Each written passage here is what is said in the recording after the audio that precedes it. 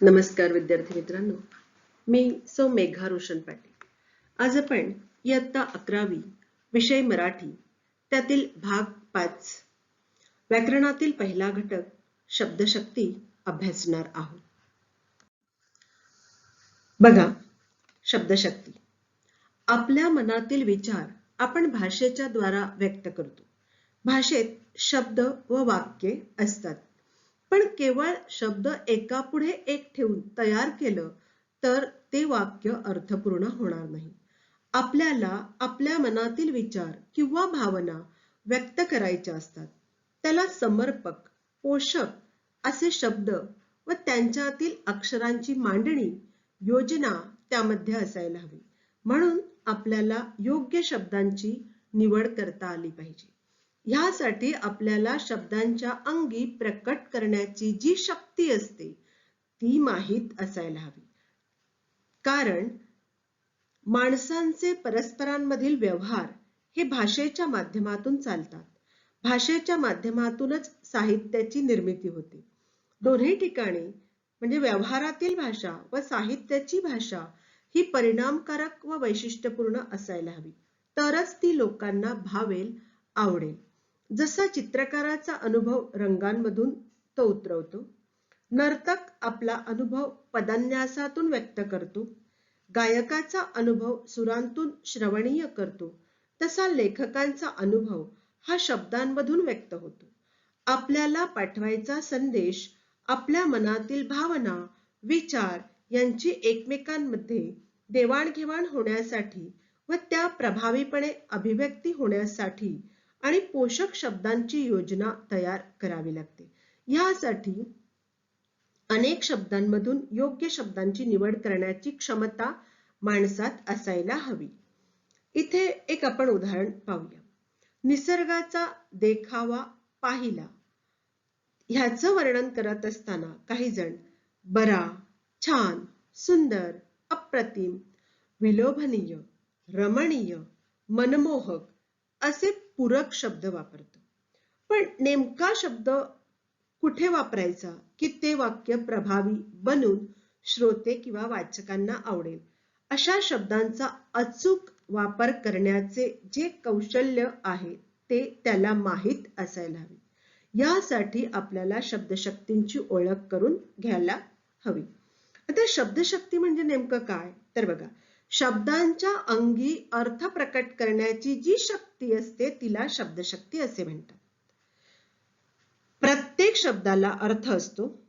तो अर्थ व्यक्त करण्याची ही जी ताकद आहे त्यालाच शब्दशक्ती असे म्हणतात.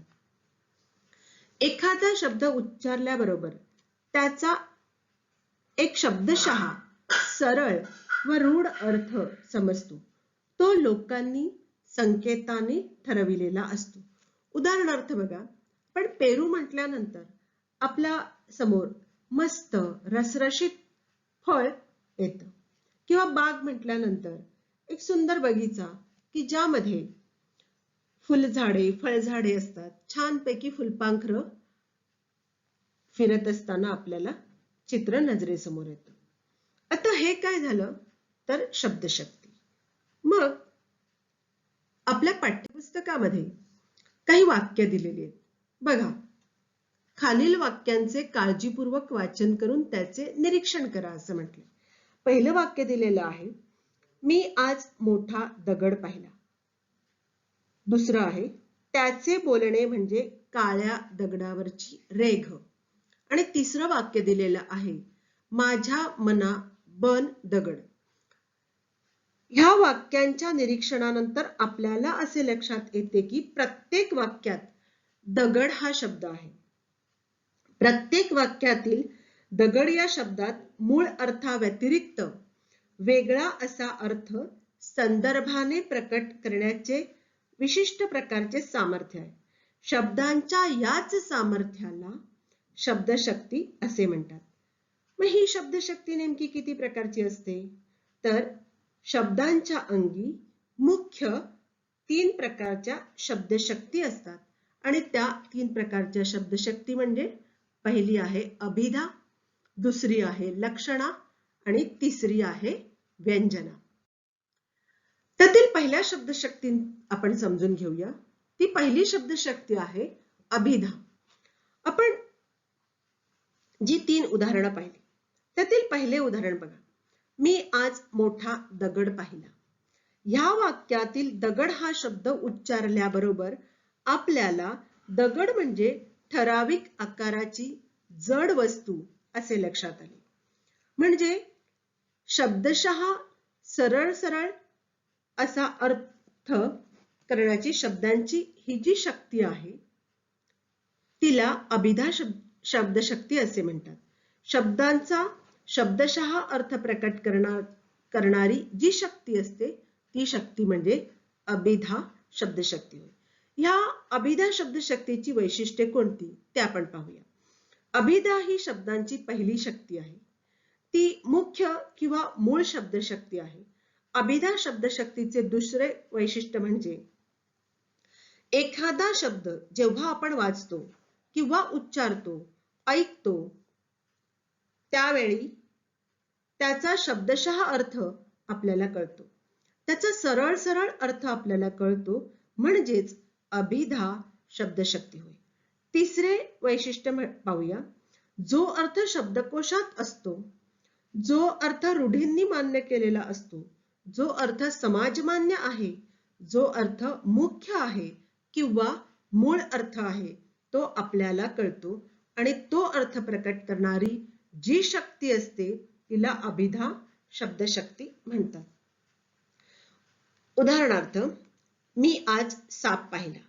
ह्या वाक्यातून साप हा शब्द उच्चारल्याबरोबर किंवा वाचल्याबरोबर साप म्हणजे एक सरपटणारा प्राणी एवढं आपल्याला कळते.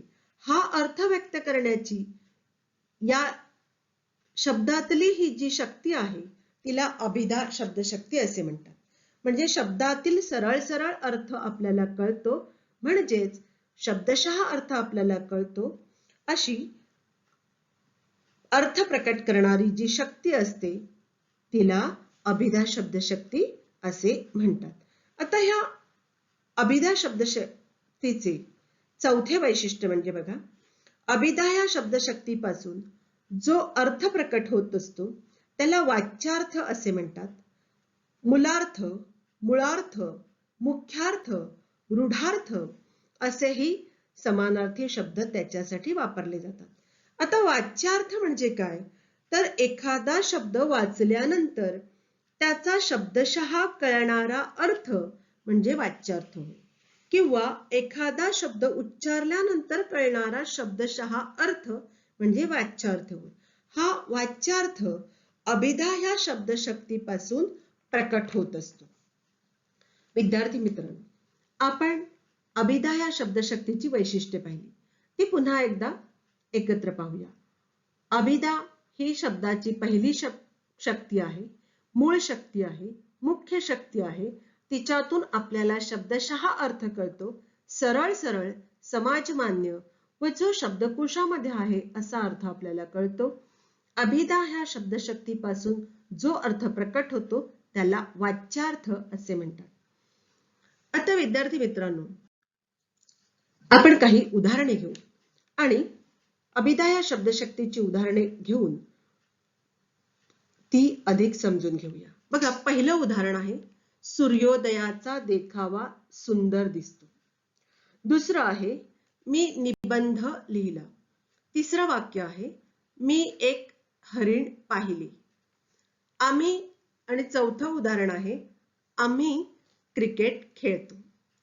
पाचवं उदाहरण आपण घेतलेलं आहे बाबांनी सफरचंद कापले. विद्यार्थी मित्रांनो, ही पाचही उदाहरणं आपण वाचली. ही पाचही उदाहरणं वाचल्यानंतर तुमच्या लक्षात येईल की इथे शब्दांचा शब्दशः अर्थ आपल्याला कळतो, सरळ सरळ व्यक्त होणारा अर्थ आपल्याला कळतो. त्यातून दुसरा कुठलाही अर्थ प्रकट होत नाही किंवा सूचित होत नाही. म्हणून या वाक्यांमध्ये जी शक्ती आहे ती म्हणजे अभिधा शब्दशक्ती आहे. शब्दांची पहिली शब्दशक्ती म्हणजे अभिधा शब्दशक्ती. आपण शब्दांची पहिली शब्दशक्ती अभ्यासली आहे. आता आपल्याला शब्दांची दुसरी शब्दशक्ती अभ्यासायची आहे आणि तिचं नाव आहे लक्षणं. बघूया लक्षणा. त्याचे बोलणे म्हणजे काळ्या दगडावरची रेघ. या वाक्यातील काळ्या दगडावरची रेघ या शब्दसमूहाचे दोन अर्थ प्रकट होतात. एक म्हणजे दगडावर काढलेली रेघ हा त्याचा वाच्यार्थ झाला. पण ह्या वाच्यार्थाबरोबर त्याचे बोलणे कधीही नष्ट न होणारे किंवा कायमस्वरूपी टिकणारे असा दुसरा अर्थ सूचित होतो. म्हणजेच शब्दांचा किंवा शब्दसमूहाचा शब्दशः अर्थ न घेता त्याच्याशी सुसंगत असलेला असा दुसरा अर्थ घ्यावा लागतो. तो अर्थ किंवा मूळ अर्थ उपयोगी पडत नाही. मूळ अर्थ बाजूला सारावा लागतो आणि सूचित केलेला दुसरा अर्थ आपल्याला घ्यावा लागतो. शब्दांचा दुसरा अर्थ सूचित करणाऱ्या या शक्तीला लक्षणा शब्दशक्ती असे म्हणतात.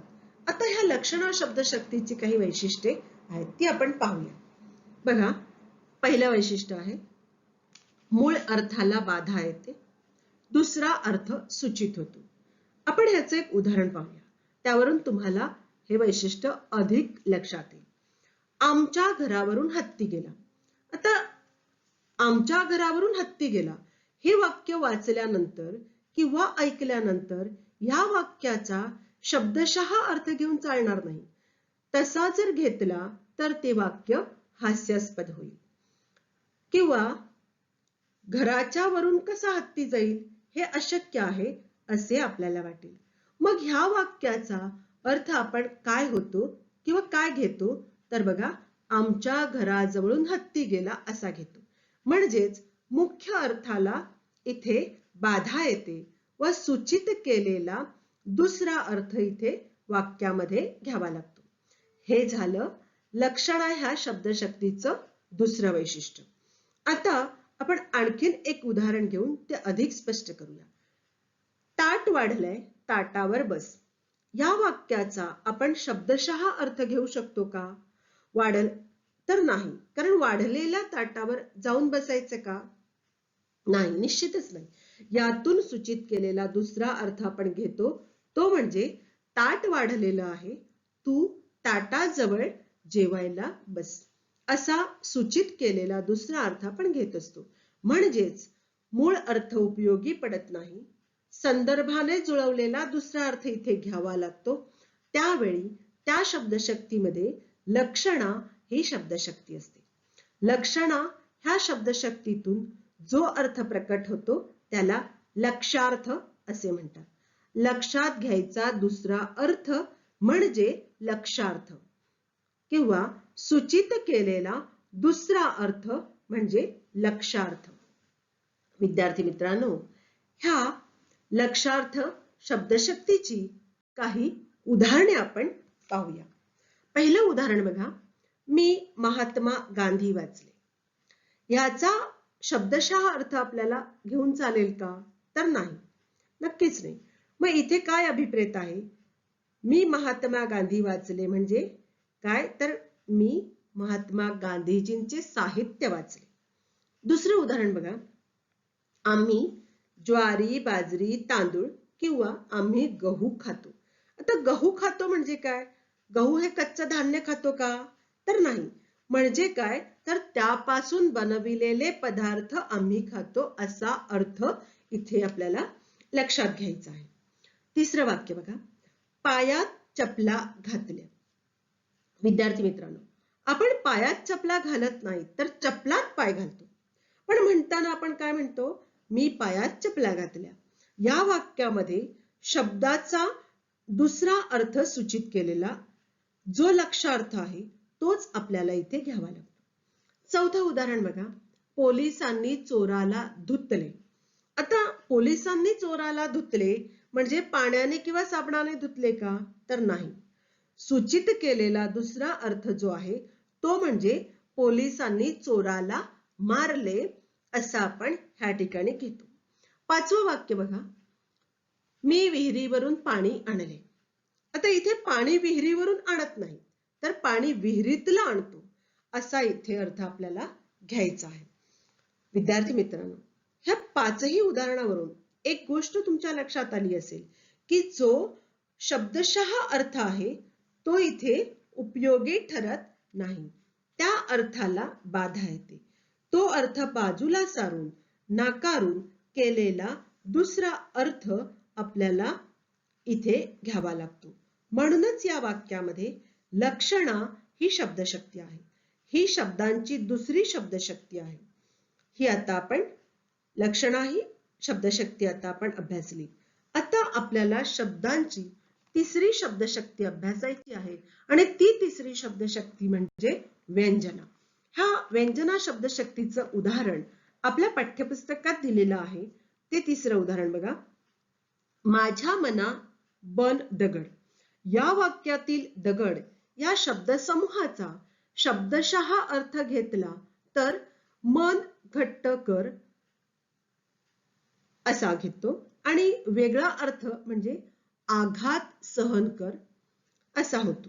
यावरून इथे मूळ अर्थाला बाधा न आणता वेगळा अर्थ व्यक्त करण्याची जी शक्ती असते तिला व्यंजना शब्दशक्ती असे म्हणतात.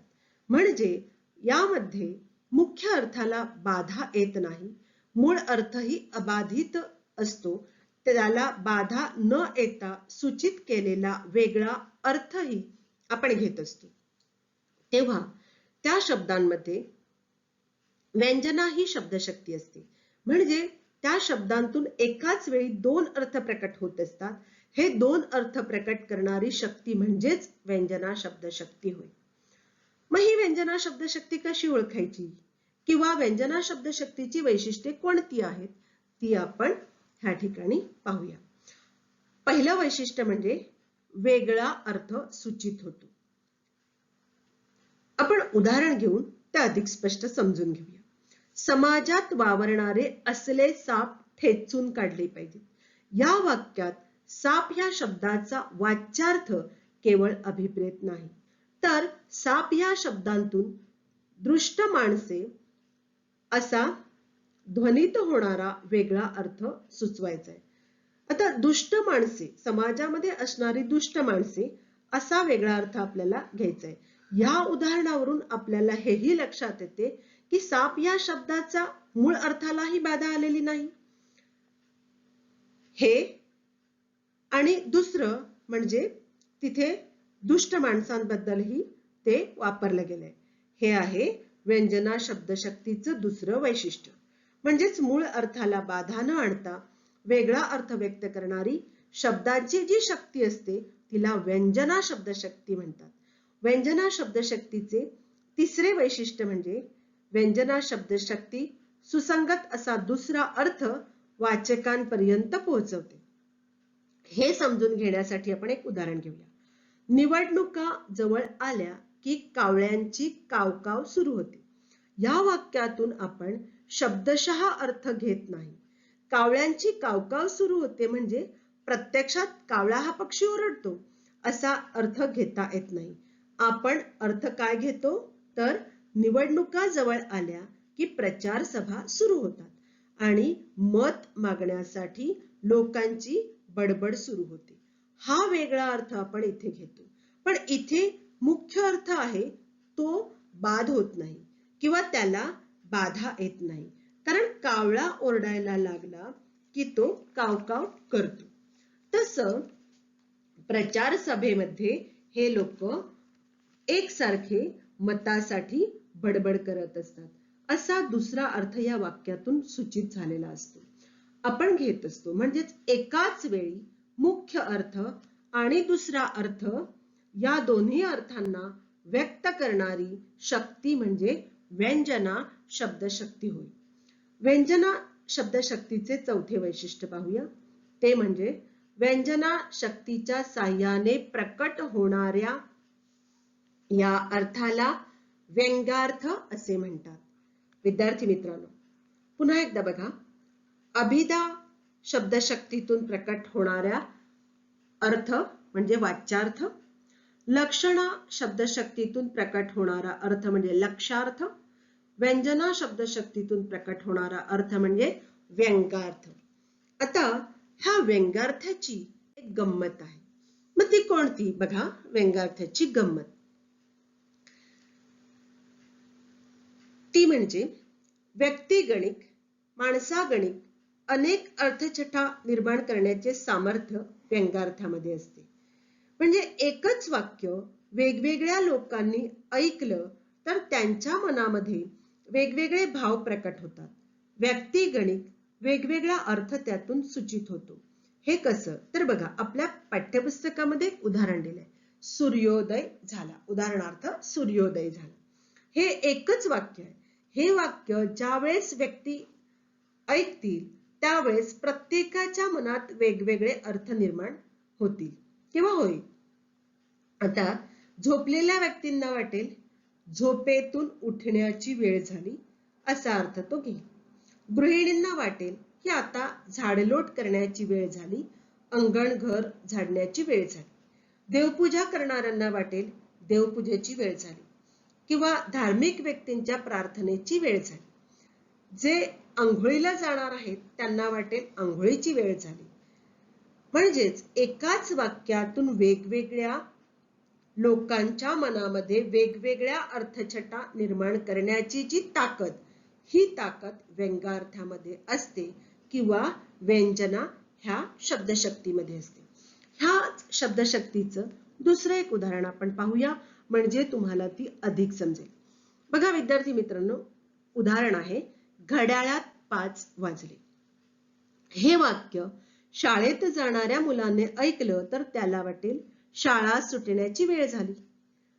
तेच वाक्य शाळेतल्या शिपायांनी ऐकलं तर शिपाई काकांना वाटेल शाळा बंद करण्याची वेळ झाली. बाबांनी ऐकलं तर बाबांना वाटेल चहा घेण्याची वेळ झाली. आजीला वाटेल देवळात जाण्याची वेळ झाली. आईला वाटेल बाजारात जाण्याची वेळ झाली. बघा विद्यार्थी मित्रांनो, वाक्य एकच आहे, घड्याळात 5 वाजले. पण ज्या माणसांनी ते ऐकलं त्यांच्या मनामध्ये मात्र वेगवेगळ्या अर्थाच्या छटा निर्माण झाल्या आणि हीच व्यंग्यार्थाची ताकद आहे. म्हणूनच कवितेमध्ये व्यंजना शब्दशक्तीला अधिक महत्व आहे. व्यंग्यार्थामुळे अर्थाची वलये निर्माण होतात. हे अर्थ व्यक्तिगणिक बदलत जातात. म्हणून काव्य परिणामकारक होण्यासाठी व्यंजना शब्दशक्तीचा वापर मोठ्या प्रमाणात केला जातो. मग ह्या व्यंजना शब्दशक्तीची काही उदाहरणे आपण पाहूया. बघा, पहिलं उदाहरण आपण घेऊया. तो पोपटासारखा बोलतो. आता ह्याचा अर्थ काय? पोपट ह्या पक्षासारखा बोलतो का? तर असा अर्थ आपण घेत नाही. त्यातून वेगळा अर्थ होतो, तो म्हणजे पाठ केलेलं किंवा कोणीतरी शिकवलेलंच तो बोलतो, असा वेगळा अर्थ आपण ह्या ठिकाणी घेत असतो. आपलं दुसरं उदाहरण बघा. कुंभकर्ण आहे तो झोपण्याच्या बाबतीत. म्हणजे काय? तर तो फार झोपतो असा अर्थ आपण ह्या ठिकाणी घेतो. तिसरे वाक्य बघा. समाजातील लांडग्यापासून सावध राहा. याचा अर्थ समाजातील धूर्त, लबाड, फसवणाऱ्या लोकांपासून सावध राहा, हा वेगळा अर्थ आपण इथे घेतो.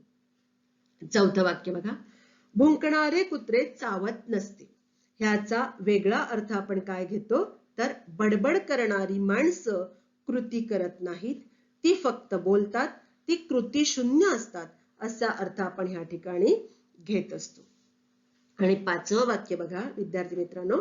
लाला लजपतराय म्हणजे पंजाबचा सिंह. ह्याचा अर्थ लाला लजपतराय हे शूरवीर होते, असा आपण ह्या वाक्यातून त्याचा अर्थ घेत असतो.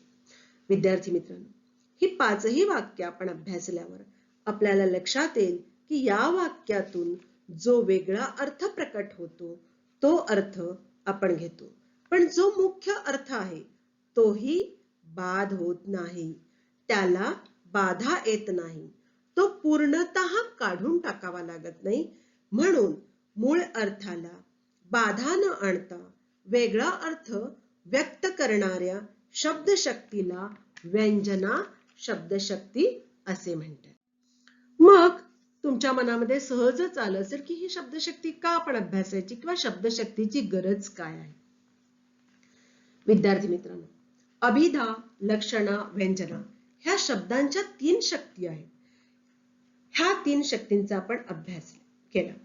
ह्या 3 शब्दशक्तींची नेमकी गरज किंवा नेमका अभ्यास का करायचा? बघा, पहिलं आहे ललित वाङ्मयात लेखक आपल्या अनुभवांचे दर्शन घडविण्यासाठी ह्या शब्दशक्ती महत्वाच्या मानतात, म्हणून आपल्याला शब्दशक्तीची गरज आहे. दुसरे बघा, शब्दकोश प्रमाण मानला असला तरी ललित लेखनातून शब्द हे फक्त ज्ञान देत नाहीत, तर लेखकांचा अनुभव सांगतात. म्हणजेच लेखक कवींचा अनुभव सांगण्यासाठी शब्दशक्तींची गरज आहे. आणि तिसरं बघा, लेखक कवी यांना शब्दांच्या पलीकडचा भाव व्यक्त करण्यासाठी शब्दशक्तींची गरज असते किंवा शब्दशक्तींचा आधार घ्यावा लागतो. आणि चौथं, मूळ भावार्थाशी संलग्न अर्थ व्यक्त करण्यासाठी शब्दशक्तींची आवश्यकता आहे. पाचवं बघा, लेखकांच्या व कवींच्या भावच्छटा व्यक्त करण्यासाठी शब्दशक्तींची गरज असते. सहावं बघा, काव्यात व्यंग्यार्थामुळे सूचकता व अधिक परिणामकारकता साधण्यासाठी शब्दशक्तींची गरज भासते. यामुळे काव्य प्रभावी होते. लेखक कवी याबरोबरच आपले लेखन आणि वाचन प्रभावी होण्यासाठी आपल्यालाही ह्या शब्दशक्तींची ओळख होणे, ज्ञान होणे गरजेचे आहे. म्हणूनच विद्यार्थी मित्रांनो, आपण त्याचा अगदी लक्षपूर्वक अभ्यास करायला हवा. बघा, आपल्या पुस्तकातील पान नंबर 121 वरचा तक्ता, हा तक्ता आपण अभ्यासूया. ह्यामध्ये एकच शब्द घेऊन अभिधा, लक्षणा आणि व्यंजना ह्या तीनही शब्दशक्ती घेऊन वाक्य कशी तयार होतील ह्याची उदाहरणे दिली आहेत. हा विविध उदाहरणांचा महत्वपूर्ण तक्ता पहिला दिला आहे अभिधा शब्दशक्तीचा, दुसरा जो भाग आहे लक्षणा शब्दशक्तीचा, आणि तिसरा भाग दिला आहे तो म्हणजे व्यंजना शब्दशक्तीचा. अभिधा ह्या पहिल्या शब्दशक्तीतील पहिले उदाहरण पहा. राम एक राजा होता. हे वाक्य आपण वाचल्यानंतर या वाक्याचा सरळ सरळ शब्दशः अर्थ आपल्याला कळतो, समजतो. या वाक्यातून वेगळा कोणताही अर्थ प्रकट होत नाही किंवा मुख्य अर्थाचा बोध होतो. म्हणूनच ही अभिधा शब्दशक्ती होय किंवा शब्दशक्ती आहे. राम हा शब्द घेऊन लक्षणा शब्दशक्तीचं पहिलं वाक्य बघा, यात काही राम नाही. वाक्य वाचल्यानंतर इथे मुख्यार्थाला बाधा येते, यात काही तथ्य नाही असा सूचित केलेला दुसरा अर्थ आपण घेतो. म्हणूनच हे उदाहरण दुसरा अर्थ सूचित करणाऱ्या लक्षणा ही शब्दशक्ती ह्या वाक्यात आहे. व्यंजना ह्या शब्दशक्तीचे पहिले उदाहरण पहा. त्याने राम म्हटले. ह्या एकाच वाक्यातून दोन अर्थाचा बोध होतो. या वाक्याचा त्याने राम म्हटले या वाक्याचा एक अर्थ म्हणजे त्याने देवाचे नाव घेतले हा होतो, तर त्याने राम म्हटले म्हणजे तो मरण पावला असा दुसरा अर्थ सुद्धा त्या वाक्यातून घेता येतो. एकाच वेळी दोन अर्थ प्रकट करणारी ही व्यंजना शब्दशक्ती आहे. विद्यार्थी मित्रांनो, आपण दुसरं उदाहरण घेऊया. तत्पूर्वी आपल्या इथे लक्षणा आणि व्यंजना शब्दशक्तीचे जे आकडे दिलेले आहेत किंवा क्रम आहेत ते क्रम चुकीचे उमटले गेलेले आहेत. कृपया ते 1 2 3 4 5 याप्रमाणेच आपण लक्षात घ्यायचे आहे. त्याचा उल्लेख मी तसा करणार आहे. दुसरे वाक्य पहा. पाणी हा शब्द घेऊन तीनही शब्दशक्तींचे तक्त्यात उदाहरण दिले. तलावात भरपूर पाणी आहे म्हणजे तलावात खूप पाणी आहे असा शब्दशः अर्थ या वाक्यातून प्रकट होतो. लक्षणा शब्दशक्तीचे दुसरे उदाहरण पहा. त्याच्या डोळ्यातील पाणी आटले. या वाक्याचा शब्दशः अर्थ आपण इथे घेत नाही, तर शोक व्यक्त करून किंवा रडून रडून त्याच्या डोळ्यातील पाणी आटले असा घेतो, म्हणजेच त्याला दुःख झाले असा अर्थ घेतो. व्यंजना ह्या शब्दशक्तीचे उदाहरण पहा. लाथ मारेल तिथे पाणी काढेल. म्हणजे त्याच्या कर्तृत्वाने तो चमकेल, प्रयत्न करेल किंवा संधीचे सोने करेल असा अर्थ आपण या ठिकाणी घेतो. अभिधा या शब्दशक्तीचे तिसरे उदाहरण पहा. ही वाट डोंगरगावची आहे. इथे शब्दशः अर्थ व्यक्त होतो, तो म्हणजे ही वाट डोंगरगावची आहे असा. पुढे बघा, लक्षणा ह्या शब्दशक्तीचे उदाहरण. त्यावेळी माझी वाट लागली. इथे वाट लागली ह्याचा अर्थ फजिती झाली असा होतो. असा दुसरा अर्थ सूचित होतो. मूळ अर्थाला बाधा येते म्हणून व्यंजना शब्दशक्तीचे उदाहरण. लक्षणा शब्दशक्तीचे हे उदाहरण आहे. त्यापुढे व्यंजना शब्दशक्तीचे तिसरे उदाहरण बघा. आपणच आपली वाट निर्माण करावी. या वाक्याचा आपण शब्दशः अर्थ घेत नाही, तर आपल्या आयुष्याचा मार्ग आपण निर्माण करावा किंवा तूच आहेस तुझ्या जीवनाचा शिल्पकार असा वेगळा अर्थ या वाक्यातून आपण घेतो. अभिधा या शब्दशक्तीचे चौथे वाक्य पहा. बांगड्या रंगीत असतात. याचा अर्थ वेगवेगळ्या रंगाच्या बांगड्या असतात असा शब्दशः अर्थ आपण घेतो. लक्षणा या शब्दशक्तीचे उदाहरण बघा. पानिपतावर 1,25,00,000 बांगडी फुटली. इथे आपल्याला शब्दशः अर्थ घेता येत नाही, तर बांगडी फुटणे ह्या वाक्प्रचाराशी संबंधित असलेला दुसरा अर्थ सूचित होतो. स्त्रियांच्या बांगड्या कधी फोडतात, तर तिच्या पतीचे निधन होते तेव्हा, मग तिच्या बांगड्या फोडल्या जातात. इथे बांगडी फुटणे म्हणजे स्त्री विधवा होणे असा अर्थ इथे घ्यावा लागतो. पानिपतावर 1,25,00,000 बांगडी फुटली म्हणजे पानिपत युद्धाच्या वेळी 1,25,00,000 सैनिक मारले गेले हा सूचित केलेला दुसरा अर्थ ह्या वाक्यातून घ्यावा लागतो. पुढे बघा, व्यंजना ह्या शब्दशक्तीमध्ये अखेर येते निरोप घेऊन निवांत मार्गात ते कंकण. आता ह्या वाक्यामध्ये बांगडी ह्या शब्दाला समानार्थी कंकण हा शब्द वापरलाय. ह्याचे दोन अर्थ होतात. ही ओळ कवी निकुंभ यांच्या कवितेतील आहे.